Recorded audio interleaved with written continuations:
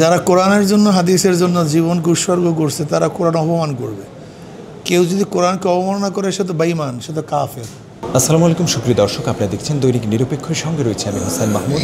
আজ আমরা কথা বলবো ইসলামী আন্দোলন বাংলাদেশের নায়েবে আমির মুফতি সৈয়দ মোহাম্মদ ফয়জুল করিমের সাথে। দর্শক আমাদের সাথেই থাকুন।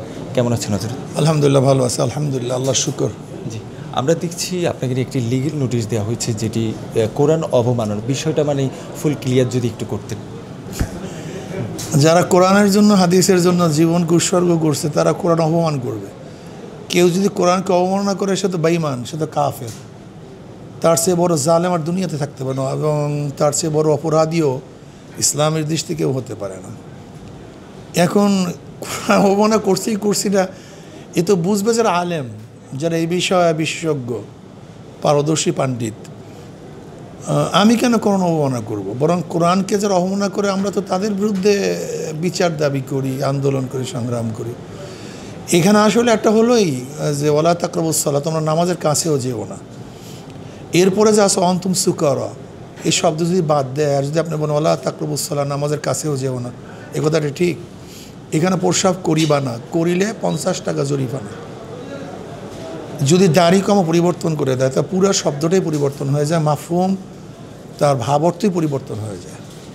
এখানে আমরা বলছি শুধু কোরআন যারা বলে তাদের এখানে একটা ভিন্ন চিন্তাভাবনা আছে, অর্থাৎ ফেরকার তো কোনো অভাব নেই। একদল আছে আহলে কোরআনিয়া, যারা কোরআনকে সামনে নিয়ে হাদিসকে অবজ্ঞা করে, হাদিসকে তারা মানতে চায় না, হাদিসকে প্রত্যাখ্যান করে, নবীকে মানতে চায় না।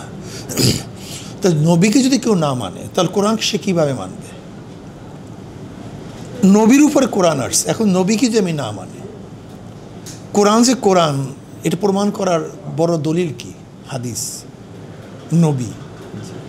যদি নবী হাদিস না থাকে তাহলে কোরআন থাকবে কিভাবে? এটা সুকৌশলে আসলে কোরআন একদিন বলবে যে কোরআন কিছু না, এটা আল্লাহর কিতাব না, এর কোনো দলিল নেই। কথাটা বুঝাতে পারছি? আসলে ফিতনার সূচনা হয় ছোটোর থেকে। তারা কি কোরআন মানে হাদিস মানে না?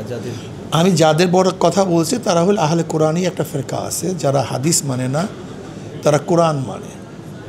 আমি তাদের প্রতিরোধের জন্য বলছি, যারা শুধু কোরআন বলে তাদের এই কথার মধ্যে ভিন্ন একটা শুভঙ্করের ফাঁকি আছে। মানে হাদিস ছাড়া কোরআন কখনো বোঝা সম্ভব না। কোরআন এটা তফসির, তো হাদিস হলো কোরআনের তফসির, অর্থাৎ কোরআনের ব্যাখ্যা। কোরআন মুজমাল, সংক্ষিপ্ত। এই সংক্ষিপ্ত বিধান ব্যাপকভাবে জনসমুদ্রে জনগণের কাছে নবী আলাইহিস সালাতু ওয়াস সালাম উপস্থাপন করছেন। যে আয়াতের অর্থ এই আয়াতের অর্থ, এরকম বহুত বুড়ি আয়াত আছে যে আয়াত সম্পর্কে সাহাবারা প্রশ্ন, ইয়া নবী আল্লাহ, এই আয়াতের দ্বারা উদ্দেশ্যটা কি? নবী আলাইহিস সালাতু ওয়াস সালাম এই আয়াতের ব্যাখ্যা না দিতেন তাহলে আমরা এই ব্যাখ্যা বুঝতাম না। কারণ এই কথা বলছি যে যারা সুন্নাহকে অবজ্ঞা করে শুধু কোরআন বলে, এদের মধ্যে এই স্লোগানের মধ্যে শুভঙ্করের ফাঁকি আছে, কিন্তু বিয়া খবরে লাগাইছে যে কোরআনের মধ্যে শুভঙ্করের ফাঁকি আছে। নাউযুবিল্লাহি মিন যালিক।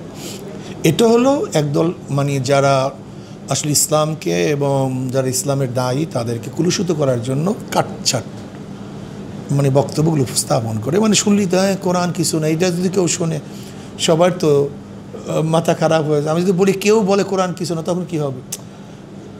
কথাটা বুঝাতে পারি নাই, কাটিং করে বক্তব্য দিয়েছে।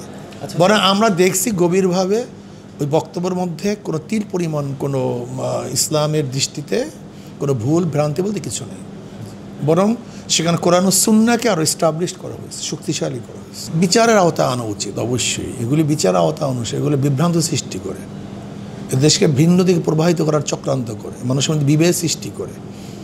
আর মিথ্যা বক্তব্য তো আসলে দেওয়া ঠিক না, এর ব্যাপারে তো আইনও আছে। আমি মনে করি এদের বিচার আওতা আনা উচিত। যদি বিচার আওতা না আনা হয় তা মানুষকে এরকমভাবে বারবার তারা বিভ্রান্তের মধ্যে নিয়ে যাবে। নিরপেক্ষ, সত্য প্রকাশে আপোষহীন।